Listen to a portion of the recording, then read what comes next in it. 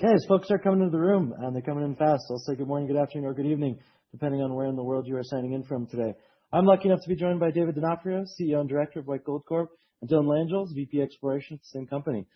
Today we're going through an end-of-year webinar for White Gold, so talking about not only the successes from this most recent year, but also looking forward to 2026 and what investors have to be excited about.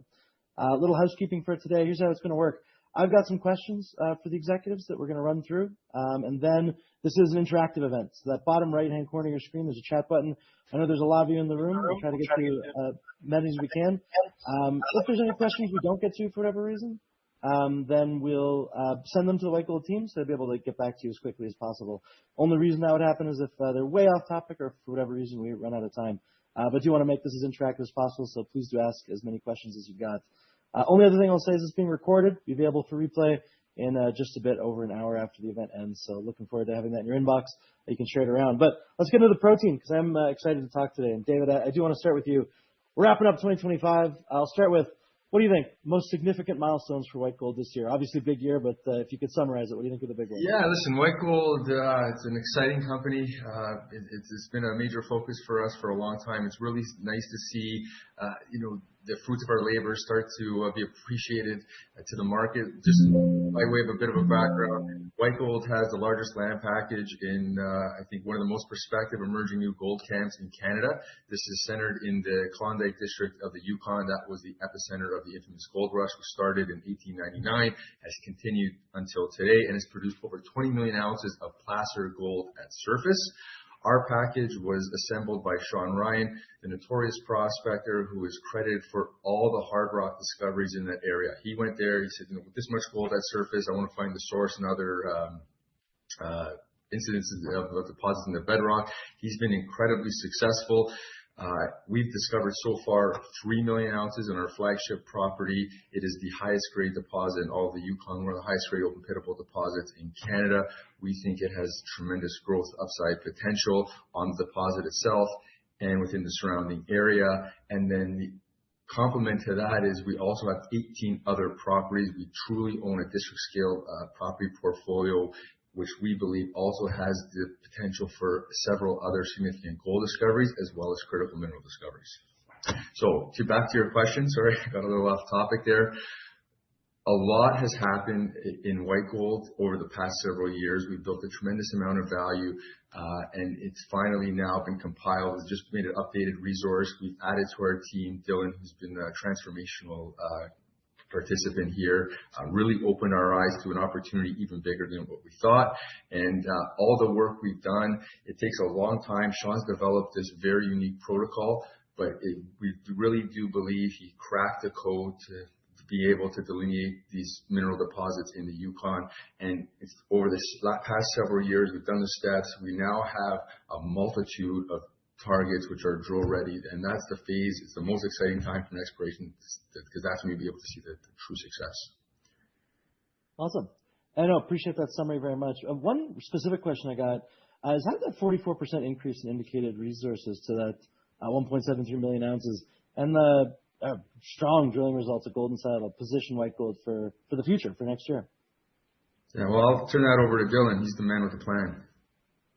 Yeah, so the resource estimate update was a great start in the process of really understanding kind of the growth potential that lies at the assets with Gold Saddle, Arc, Ryan, Surprise, and VG. When I joined the company, that was kind of something we wanted to shift towards, was looking at those assets and demonstrating that there's meaningful opportunity to add ounces to that resource.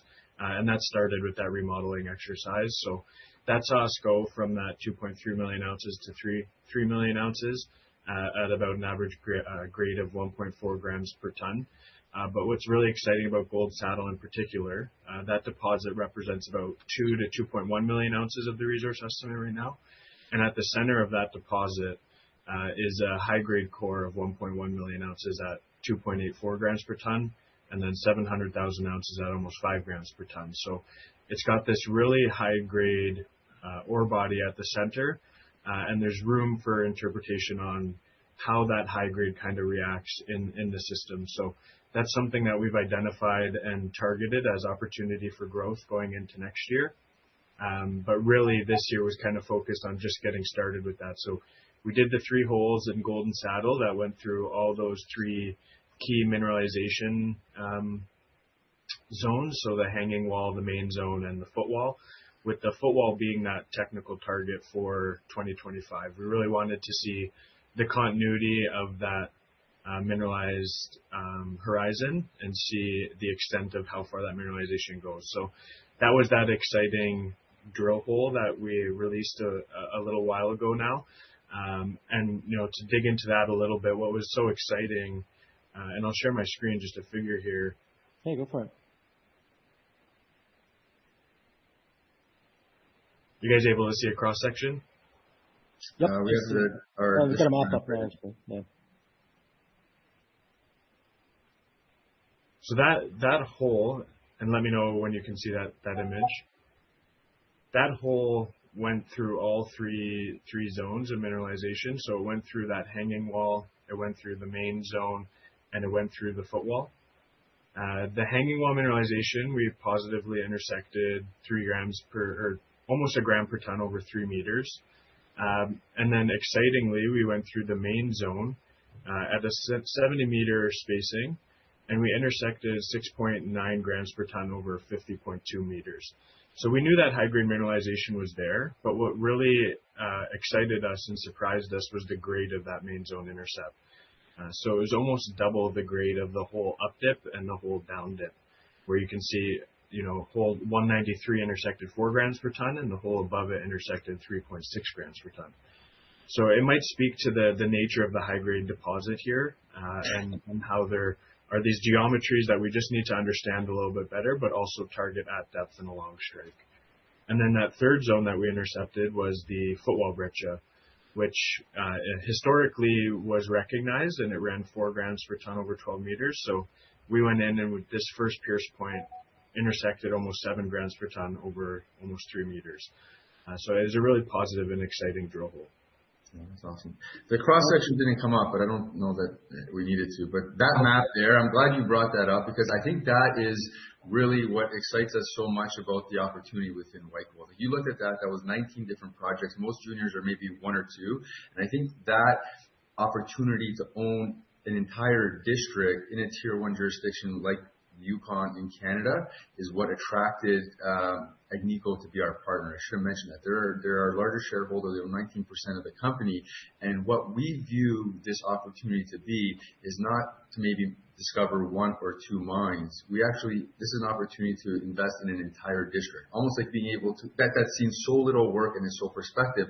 It's almost like being able to go back in time and invest in and own basically like 85% of the best targets in, say, Val-d'Or, or the Abitibi, or Timmins, or Nevada Goldfield. Those types of opportunities are very few and far between, and even more rare to have those type of opportunities in a tier 1 jurisdiction like this.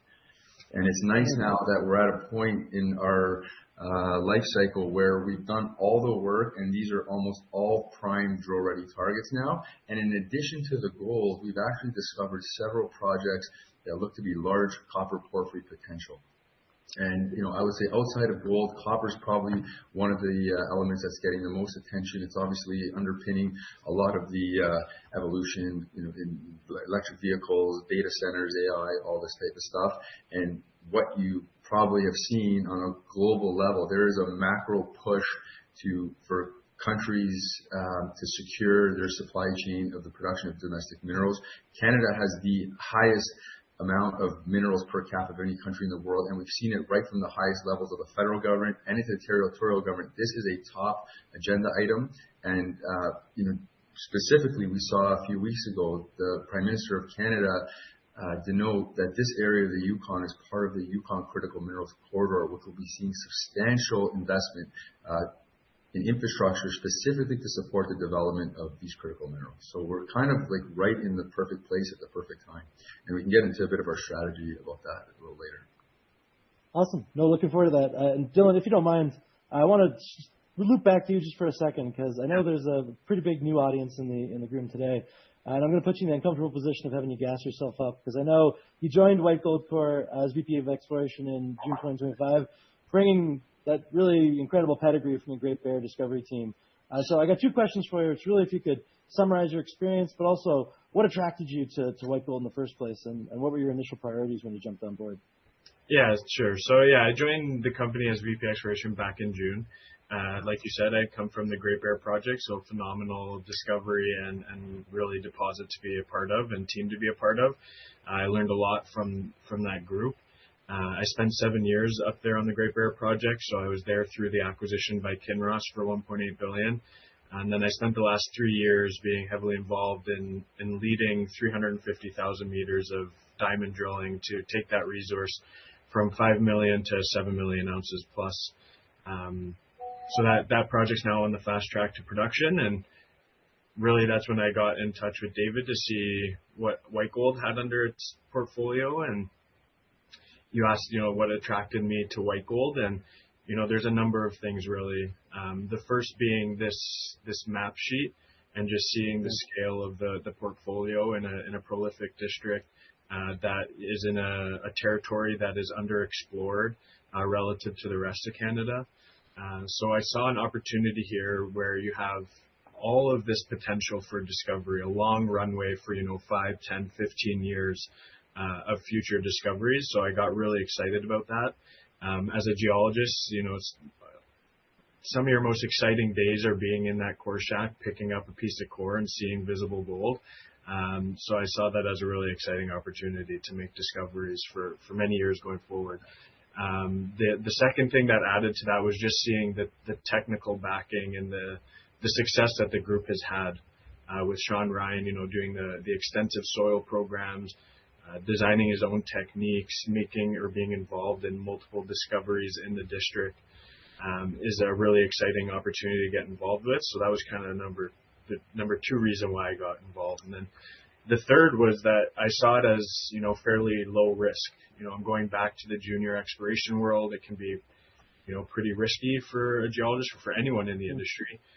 But knowing that they had that 2.3 million ounce foundation in the resource base, I saw it as a low risk opportunity. So that, all those ingredients together, I saw it as a phenomenal opportunity for me in my career.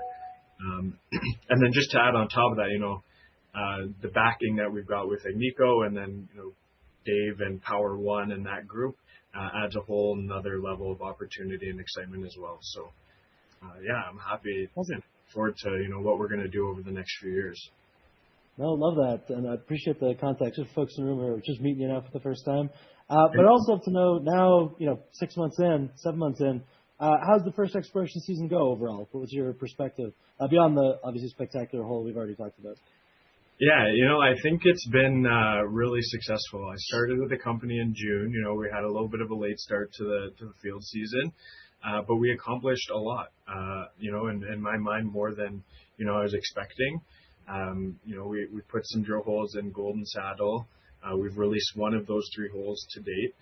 We're excited for the next results to come back from those 3 holes, and then we have 2 more holes in the Arc Zone, which looks to test the vertical extent of that mineralization, but will also provide material going into a PEA. So that's the other thing is, on top of initiating a drill season this year and other exploration activities, we've also engaged consultants to start our preliminary economic assessment, which I think is, going to be really exciting to see the numbers come back from that, and I think it's going to impress a lot of people.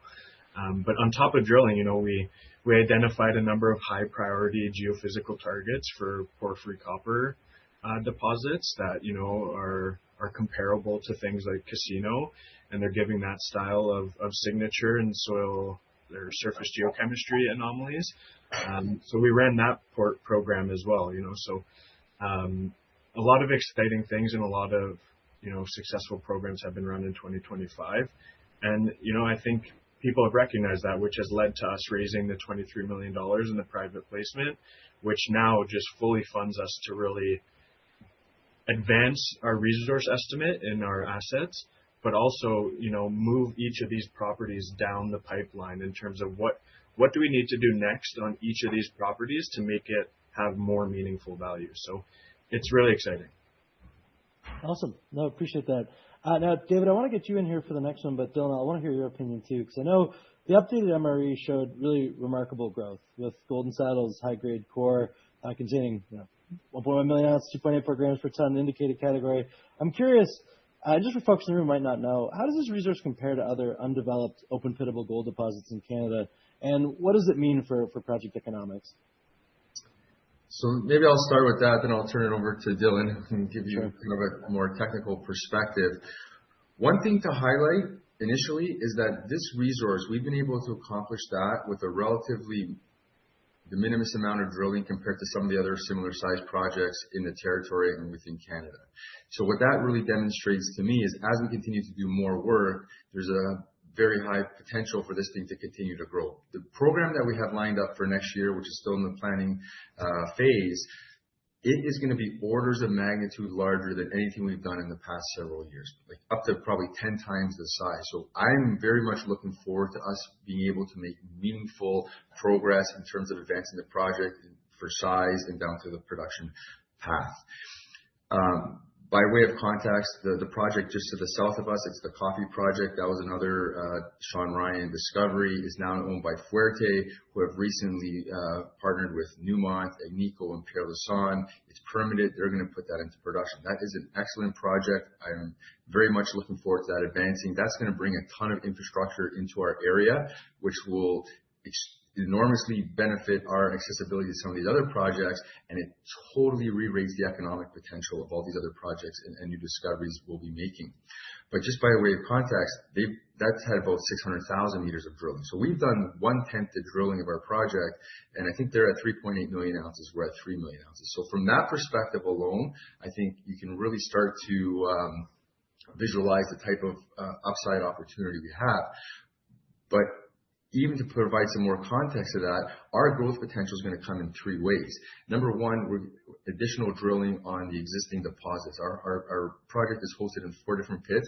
All of them remain open in pretty much every direction. And the only reason they're limited at the size that they are is because we've only been able to do a limited amount of work over the past several years. So that's typically higher probability type exploration. In addition to that, there's about a dozen targets in a very close proximity to our existing deposits. And that's where we've spent most of our work in the past several years. Dylan shifted our strategy. I think it's an incredible idea, and like I mentioned, he's really opened our eyes to some potential like that was sitting right in our lab. But with these other targets, we've identified anomalies, we've drill tested some of them, we put small resources on some of them. Again, all of those look very similar to what we've seen has led to success on our bigger deposits. So I believe they're highly prospective. It's almost like we've kind of set up all these pull shots in the last several years, and now this is the first time where we have the ability, the budget, the time, and the team to really come back and hit it. And we're really very fortunate that it's all happening at a time when the market, I think, is now very much more interested in gold. And the Yukon itself has been widely identified as probably the most prospective area within Canada for gold and critical mineral exploration. And we have the infrastructure investment coming between the federal government, the provincial government, and our neighbors, bringing in some of the best mine builders in the world to advance their project, alongside of us. And as the intention comes, I think people will recognize the value opportunity. Like, wow, these are the guys who actually were responsible for all the success. They have this enormous land package. They're just scratching the surface. Everything they've done has been so tremendously successful to date. You can really see like the potential of these other properties coming along as we go forward on the gold side, where we know we have deposits. On our new discovery, which there's tremendous amount of work that we're excited to do, and then on these critical mineral projects as well. Awesome. Dylan, I was wondering if you had any additional thoughts before I get on to critical minerals generally. Yeah, I'll add a few comments. Dave touched on one of my favorite ones just in terms of, we've done 60,000 meters of drilling on Gold Saddle, which, in proportion to other projects I've been involved in, other projects we see that have done, 500,000 plus meters. It really speaks to the potential that hasn't been tapped into yet with these deposits. So, it's classified as an orogenic, structurally hosted gold deposit, and we know with these systems that the fluids are coming from deep-seated structures. We have, I think, are you guys seeing my map on the white property? Yes. Yes. Okay. Awesome. We have, Gold Saddle right at the center of this property, and we have the Arc to the southeast, Ryan Surprise to the west, and the VG to the north across the river. those are the three pits from surface that are funneling ounces into our resource estimate right now. But these deposits have very minimal drilling, and they remain open for what I think is going to be a really achievable growth for next year, to take it from 3 million ounces to 4 million ounces. And that's just on the open pit deposits that we've defined so far. The other exciting thing here is that you see these heat signatures in red. These are all gold and soil anomaly signatures, and really Ryan's Surprise and Uli's Ridge are the only ones that have been heat tested or drill tested. But there's a 7-kilometer trend here that remains untested. So you also start to question, what's the relationship? These are all very close in proximity, and we know if these deposits come from deep-seated structures that are ripping through the property, there's a series of north-south striking thrust faults, there's east-west strike-slip faults. How do these systems all connect at depth, and are they related? So, Gold Saddle's only drill tested down to a vertical depth of 500 meters. There's still lots of room to explore below that and see, what happens with the gold mineralization as we go deeper. Oh, awesome. Really, really appreciate that. One question I got, I'm going to split into two parts, and David, I'll start with you. I know when a lot of people think of white gold, they very reasonably think of gold because of the remarkable resource we've already talked about. But I know that phase one of the 2025 program did focus on critical minerals, including copper, molybdenum, and tungsten. I'm curious if, David, you could explain the strategic rationale for expanding beyond gold. And then, Dylan, if you could help us out with what the IP surveys have revealed about targets like Bridget, Gilder, and Mount Hart. So, David, I'll start with you. Yeah, I got a very simple answer. The reason behind it is because we found it. The Yukon is this treasure box of opportunity. It's seen so little work. It's in one of the most geologically prospective areas in all of Canada. It's part of this Tintina Belt, which stretches from Alaska through the Yukon down into British Columbia. There have been tremendous discoveries of gold, copper, and a litany of other critical minerals in both those places in Alaska and BC, but there's also been orders of magnitude more work done in those areas. So I'm not the geologist, but the rocks don't know borders, right? So it's just for whatever reason, this part of Canada has been overlooked. Maybe there was easier, lower hanging fruit in Ontario and Quebec 30 years ago, but all of that, the easy discoveries have been made there. You go to Timmins, the exploration is being done at 1,000 feet deep. Here, we're literally scratching the surface and making discoveries with tulip augers. So as we've worked up this area with these protocols that has led to these, successful gold discoveries, they've also led to the discovery of other minerals potential. And it's not like this is something like, hey, copper's up, let's start looking for copper. This has been a process that's been in place for 5 years now, and we've run it through the same protocol. It takes time, but a number of these projects have checked the boxes that lead to very high prospectivity. And I'll kind of let Dylan give a more context on that. But I believe some of these that we've released the results for so far that we have, and we'll see what comes with the rest of them. But these are now bona fide, big copper porphyry targets.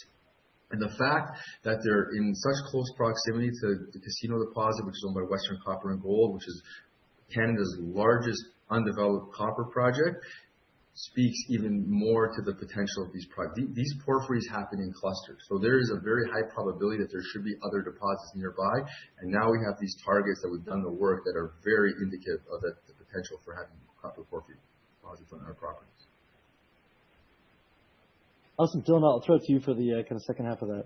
Yeah, for sure. So I have the whole map sheet up. So yeah, the first half of our exploration program was targeting those critical mineral targets, and the three that we focused on were the Nolan property up to the northwest, the Looney kind of just north of center in our property portfolio, and then the one that we've put out results for so far is on the Peddler property, which is highlighted in pink on this map sheet. That sits 30 kilometers north of that Casino deposit, a huge copper porphyry deposit that's been undeveloped to date. So, we put out the release on the Peddler geophysics, which we believe has highlighted a really exciting target. The property lies along this big creek fault that is, renowned for hosting many porphyry-style deposits. It's got Minto to the north, Carmacks off to the to the east. So it's in a really structurally exciting area. And we did IP geophysics on this property, and we put those results out the other day. So right now, this image is just showing the chargeability results from that survey that we ran. So overall, 24 chargeability axes were identified as possible targets, but we really wanted to hone those in. We wanted to stack all layers of the data that we had, our structural interpretation, our surface geochemistry, now this chargeability and resistivity, and we came up with 5 high priority targets that we think are, ready to see some drilling. So that's those darker kind of dotted circles on this image. But the takeaway here is that, we've identified these 5 targets as high chargeability, low to medium resistivity anomalies that suggest that, or confirm that there are sulfide mineralization below surface. And then if you look over to the surface geochemistry results that we did in years prior, these are really interesting signatures with these copper moly cores. And then you have these silver bismuth halos surrounding those cores. And then even just the geometry of these results, you can clearly see that beneath these surface geochemistry signatures, there are these big chargeability anomalies, but you also see that there's structural relationships. You see these linear trends associated with these anomalies and with these surface geochemistry expressions. So it's kind of adding up to have all the ingredients that we want to see when we're targeting that porphyry style mineralization. You've got structures, you've got a big chargeability anomaly, and you've got the surface geochemistry to suggest that what you're looking for is there. So it's a really exciting press release. It's one of 3 that will be coming out. So we'll have 2 more coming out, one on the Looney property and one on the Nolan property. So I look forward to putting those out as well. Awesome. I love a stay tuned. Quite exciting on a webinar. I wanted to zoom out for a second and talk about just the national support for mining generally. So I know the federal government announced really significant infrastructure commitments in 2025, including referring the Northwest Critical Conservation Corridor to the Major Projects Office, but also the proposed Yukon-BC Grid Connect. So my question to you, David, is how important are these kind of nation-building investments to White Gold specifically, but to mining more broadly, if you've got a take on that? The first thing I'll say is I have never, doing this for over 20 years now, seen this type of support from a macro environment. I think we're in a situation where the world realizes that they need commodities. They realize that commodities are not, a dirty word. All this, evolution of technology and decarbonization, we need the commodities to do that. So the mines have opened. That's number 1. Number 2, they've also realized that we've ignored this for decades. We need to play a lot of catch up. And to do that, you need infrastructure, you need investment, and we're starting to see that come in amounts that like I've never seen before, to the point where you actually see now governments, like in the U.S. administration, actually financing projects directly. So that type of a backdrop is spectacular, right? So now we're not, it's no longer a headwind. I believe the whole industry has a tailwind. And what's particularly exciting on the exploration and development side is, and I don't think the market's aware of this, the fact that it's been ignored for so long, there is a huge deficit in terms of the materials that are needed, where they're going to come from. And when that is sort of really realized, and this is why I believe we're starting to see a lot of this commodity price appreciation, that's really just going to take what we know. And like we're fortunate with White Gold, we already have a deposit, we have all these great targets. That's just going to increase the value, altogether. But how important is it? It's incredibly important. Like, all these work the way they are today, right? There's been operating mines in the Yukon. All it's going to do is make it faster and more economical to do so. Particularly one thing I love about the White Gold on the gold side project so much, it's so high grade. Like when we were getting into this, we're planning for a sub $2,000 gold price environment. And based on the internal studies we did, it looked remarkably robust. This is particularly why I'm looking forward to the PA so much, is once we're able, I think that's going to really open the market's eyes to the extreme amount of value we have here. And the timing is perfect. We're the one thing in White Gold, I think we're still not one of the better known stories in the Yukon. It's nice now that there's been so much success with companies like Snowline and Sitka and Bank. It's brought a lot of attention to that. Now, those companies have had the benefits of bigger exploration programs the past several years, and maybe that's why they've got more attention. But what that does is it creates an audience for us. And as we're out there now telling the story, and people like those companies, and I think they're all great companies, but they hear our story, they're like, oh, wow, like, you're almost as big or you're bigger and you've like double the grade and you've done so much less work. You really start to see people's mind turning and aligning with our views of the type of unique prospectivity we see here. And all this infrastructure is going to do is continue to support it, and it's going to really lift the tide for everywhere else. And it's really all levels that are aligning at the same time. Like the stars are really aligning because you have the federal government, the Yukon has a new territorial government, the Yukon Party. It's the first time they've been in power for over a decade. They are very pro-business and pro-mining. So it's really, it feels like we have the right type of project in the right place at the right time with the right backers. It's really a exciting time to be in this industry.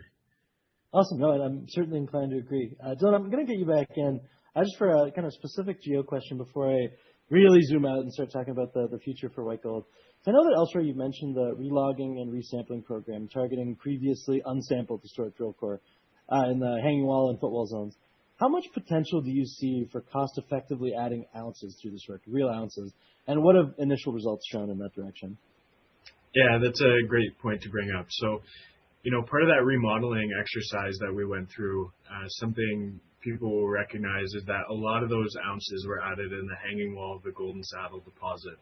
And if you take a look at the model, you'll start to see that mineralization wireframes started to shape up in the hanging wall. However, they were fairly discontinuous. You can, even looking at them, you can see that there's holes in them. They're not as good as or as continuous as you'd like them to be. So that's where that unsampled core and opportunity was identified. So, a big portion of that increase in resource estimate did come from the hanging wall. However, with those unsampled intervals, and with the resource increase, you did see a little bit of a grade drop. And I think part of that was those holes and unsampled intervals in those wireframes. Because right now, if there's a hole in those wireframes, it's probably lowering the grade, right? Because it doesn't have any data points there. So we look forward, to getting back the first beginning of the next season and getting in there and sampling those intervals so that we can add grade to those wireframes and improve, the economics of that pit. No, awesome. Appreciate that. So I've got 3 questions left for you guys before I'm going to get into audience questions. I know a lot were sent in over email. I know there's hundreds of people in the room, so please feel free to ask live questions as well. I want to make sure we get as many as you can during today's event. But I'm going to talk about finances, what Dylan's most excited about, and then the future at White Gold. Then we'll get into those questions. So finances, I know White Gold completed a $23 million private placement this year to fund next year's exploration program. David, how does this financial position strengthen White Gold's ability to execute on growth strategy? What does it mean for the company? It's an absolute game changer. Like I mentioned, will provide us the opportunity to embark upon an exploration program that's going to be orders of magnitude larger than anything we've done in the past. And what I really like as a shareholder and as obviously the CEO of this company is we are going to be able to meaningfully advance our projects. And that's going to come in, I think, 3 or 4 different areas. Number one, continue to demonstrate the growth potential of our flagship assets, make new discoveries, and then advance some of these critical mineral projects as well. And what's really nice is I'm so glad that we've done the work that we've done in the past, and we spent the time. Like some companies in the down market, they just sort of sat on their hands. But we had the view is we want to continue to add value and prepare these targets to be drill ready. So when the market's ready, when the capital's there, and it made sense to do so, we can. So we have tons of opportunities that are, like I mentioned, the pool shots are all set up, and we can really start knocking those in. And I think from a market perspective, investment, that's the time where you want to be getting involved because you're going to start seeing a lot of activity.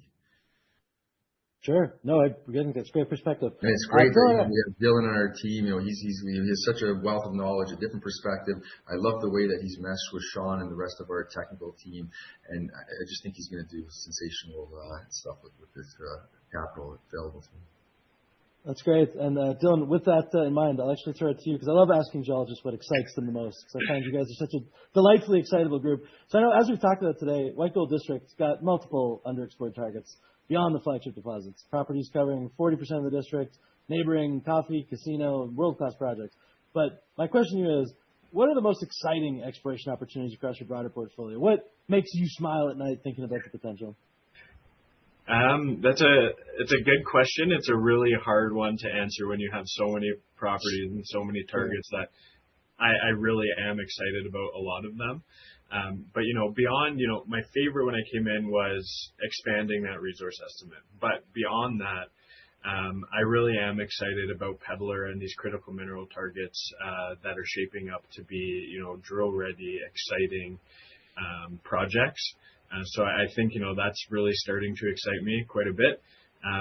But then, there's a number of discoveries that they've made on Chris Creek or Vertigo or Betty that, if you look through the website, it's phenomenal intercepts, just minimal drilling, not well understood yet. So, we're, like Dave said, we're in a position now where we've got the funding to just advance each of these properties in their respective pipeline, right? So, there's going to be some really early stage targets that have only seen, rock grab sampling. I'm excited to do soils across those targets. There's properties that have had some drill success, but, haven't seen enough meters or interpretation to really understand those systems. So that'll get its next phase of work. Other geophysical surveys on some of our properties. There's a lot to be excited about. It's really hard to narrow it down. It's funny that you asked that question, and that recount sort of it's been so fun to watch Dylan immerse himself in throughout the portfolio, because as he gets laser focused, we had the program, then he'll start to move to the next project, and I'll get a text message like in the middle of the night. He's like, "Holy cow, Dave, this is an amazing project. How come you guys haven't done more work on this?" Answer: Yeah, I love it, but it's been budget constraints, this and that, whatever else. Then like a month later, he's going through another property, another target, same thing. He's like, "Oh my God, Dave, these are crazy results. This thing's wide open. We need to do more work here." I'm like, "Yeah, absolutely. Like that's what we brought you in for." And then another one, and it's like, he's probably maybe been through a third of the project so far, and he's it's nice to see that he kind of shares our passion or vision for the opportunity here. And I can't wait for him to sink his teeth into all of it, along with Sean and the team. Oh, awesome. Love that. I just love seeing an excited geologist. It's one of my favorite things to do in 11 episodes. So I like that. David, I'll throw it to you before I get to questions that have come in over email. This is kind of the big one for looking forward, and that's looking ahead to 2026. What should investors expect? What are your top priorities for the coming year? What milestones, catalysts should people be looking for? Yeah, there's going to be a ton of catalysts coming up. Starting, we're just actually in it and going through right through the next year. The first thing is going to be additional results from our 2025 program. We've just started to put out some of our phase 1 and phase 2 results. I'm thrilled with what we've seen so far and really optimistic about what's going to come for the rest of the program. That's number one. Number two, we'll have announcing more details on our corporate action to unlock the value of some of these critical mineral projects. It's still in the process of being defined, but what we've identified as a company, as I mentioned, we're still trading at a fairly significant discount to our peer group based on our gold deposit itself, notwithstanding the fact that it's one of the biggest, the highest grade, and has such exceptional growth potential, which really meant to us that we're not getting any value for these other critical mineral projects. So to enable them to get the time, the focus, the attention that they need and unlock the value, what we're considering doing is isolating those projects into a new vehicle and spinning that out to shareholders. So shareholders of White Gold will then become shareholders of this new project, which will have the dedicated team and finances to advance itself. And like I said before, I believe these are all bona fide, very prospective, large copper porphyry type opportunities, which I think are as exciting as many of the gold projects we have within our portfolio. So that'll be coming up sort of early part of next year, followed by our preliminary economic assessment sometime in the first half. Again, I think that it has potential to be extremely robust. These types of high grades going right to the surface should produce a very meaningfully profitable operation. And I think that's going to really help open the eyes of the investment community to understand why this project is so unique and has so much potential compared to other projects across Canada. And then that's going to dovetail into us being able to unleash this, very exciting program coming into next year that we're going to, I think, see, a lot of value built from. Awesome. No, appreciate that. Now, one question that came in on email in advance of the event, there are quite a few. I've grouped a couple together, and I think you've answered some on the spin-out already. But one person asked, do you see a major grouping of efforts by several different mining companies in the Yukon property area? They note that would allow for some local cooperation that might benefit everybody. So is that on your mind? Is that something you're talking about with neighbors? Yeah, like I think what you're starting to see is the major mining companies, the mid-tier mining companies, they're really looking to focus on top quality projects and top quality areas. That's Canada, right? We're seeing more investment coming, more acquisition. We haven't really started to see a ton of M&A on the larger explorers or the developers yet. I do believe that's coming. Let's remember, these companies are in the extractive industry. You produce an ounce of gold or copper, you need to replace that in order to continue to have profit. It's not a software business where you continue to resell it. The markets have not really, I think, forced a lot of these producers into addressing the need to replace their reserves just yet. That's probably coming. So M&A in this industry drives a lot of excitement, and it drives a lot of value creation opportunities. So I think that's going to be a big part of what we're also going to start seeing going forward as well. But to your point is, we're seeing a lot of interest coming into the Yukon. Obviously, Agnico is our largest shareholder. They're a shareholder in our next door neighbor, Fuerte. Rio's in our other next door neighbor, Western Copper and Gold, B2 Gold's in Snowline and Prospector. There's other large capital groups that have started to really identify it. And there's a number of other mining companies that we know are very interested in our part of the district and in the Yukon in general. Yeah, awesome. And I'm glad you mentioned Agnico, because somebody wrote in an email and said that Agnico seems to be more active in Yukon in recent days. And they want to know what the 2026 outlook for the relationship between White Gold and Agnico is. Just any update on that relationship, I think, would be great. Agnico has been a phenomenal partner. When we put White Gold together, we had the opportunity to select a partner from a number of other major mining companies, all great choices.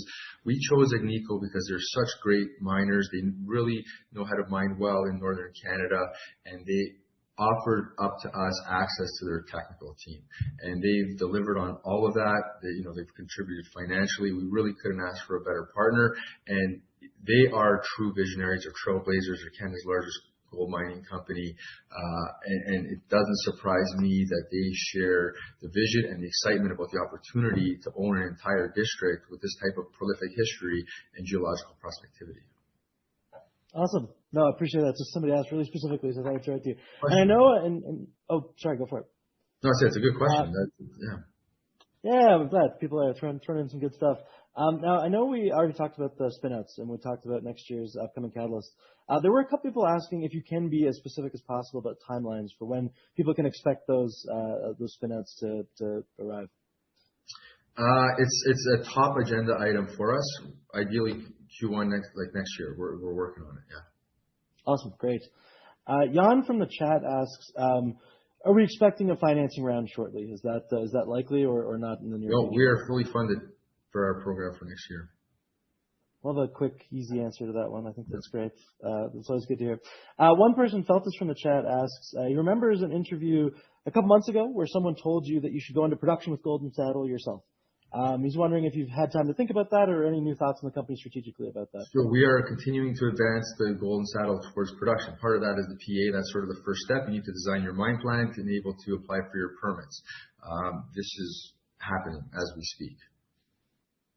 Awesome. We should have done it 4 years ago, and if we did, we'd be producing probably Canada's most profitable mine today. We didn't, but here we are. Better late than never. The second best time is today, so yeah. There you go. One thing I wanted to wrap on, and I'm really looking for both of your opinions on this. I know obviously anybody who invested in White Gold at last webinar of the year has had a pretty good year investing with the company. But I'm curious for your thoughts on how much growth potential there is from here. Just so folks who are in the room who are new to the White Gold story, we're wondering, did they miss the run? I'd just love to have your perspective on what comes next. I'd love to hear from both of you, so whoever wants to start first, go for it. Yeah, go ahead, Dylan. No, I don't. I think short answer is no. I don't think you've missed the run. I think we've demonstrated, on this webinar that there's a lot of exciting things that we're excited about. At the very base of it, just adding ounces to that resource estimate. So going from 3 million ounces to 4 million ounces, doing the PA to demonstrate those economics, that's going to move the needle. Having $23 million in the till for exploration next year.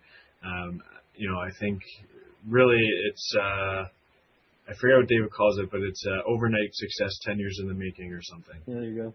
But I think I echo everything Dylan has to say, but even from more of a broader market perspective, like I look at the basket of juniors that we're familiar with, we're involved in, and they're still trading at somewhere between say like 30 and 60 or $70 an ounce Canadian in the ground for the most part. These were the types of valuations we saw over 10 years ago when gold was like $1,500 an ounce in the ground. So I believe that this part of the sector is the next part which is going to start to see appreciation. A lot of investors, the institutional sales guys we speak to, the investors have bought the bigger names. They've had the appreciation. There's still upside, I'm sure, but is that now, if something's gone from $2 to $10, is there another 5x in that, or where is there more likely? And usually it's a smaller type company. So I think that's a process that usually takes 1.5 years to 2 years to get to the bigger of the smaller companies, which I think White Gold is. We're starting to see that interest now. So I think that type of capital coming in, a re-rating, I think there's M&A, and that's going to sort of drive a little bit more interest and excitement in the sector. And then for White Gold specifically, we are going to dedicate a ton of effort and resources to ensuring our story is better known to the retail institutional community. Like I said, we're trading at a discount. There's no reason we shouldn't be at least trading on par. And then ideally, as the community sees like, oh yes, this is higher grade, more prospectivity in a very accessible area, we have the ability to, continue to re-rate from there. And then as Dylan mentioned, once we do demonstrate the success that we're, talking about, that should just add value because, there's more ounces, there's more economics, there's more production, all these types of things. So I think there's a lot of upside potential here, and that's why we've been happy investors continuing to invest more and more capital as we can. Amazing. And it's certainly been a great year for White Gold, but I'm personally looking forward to an even better one next year. David, Dylan, thank you so much for wrapping up the year with me today. I'm looking forward to what comes next, going through a bunch of questions. I know there are tons of people in the room. Really appreciate all of your time today. If you have any additional questions afterwards, please do reach out. I'll make sure the White Gold team gets back to you as soon as possible. But thanks all for joining. I know there's a lot of us in the room today. This was great. David, Dylan, thanks so much. Hope you have a wonderful holiday. Yeah, thanks so much. Happy holidays to everyone. Stay tuned. I think next year has the potential to be a watershed year for White Gold. Extremely excited about the prospects for us. Yeah, thanks for having me. Cheers, everyone. Take care.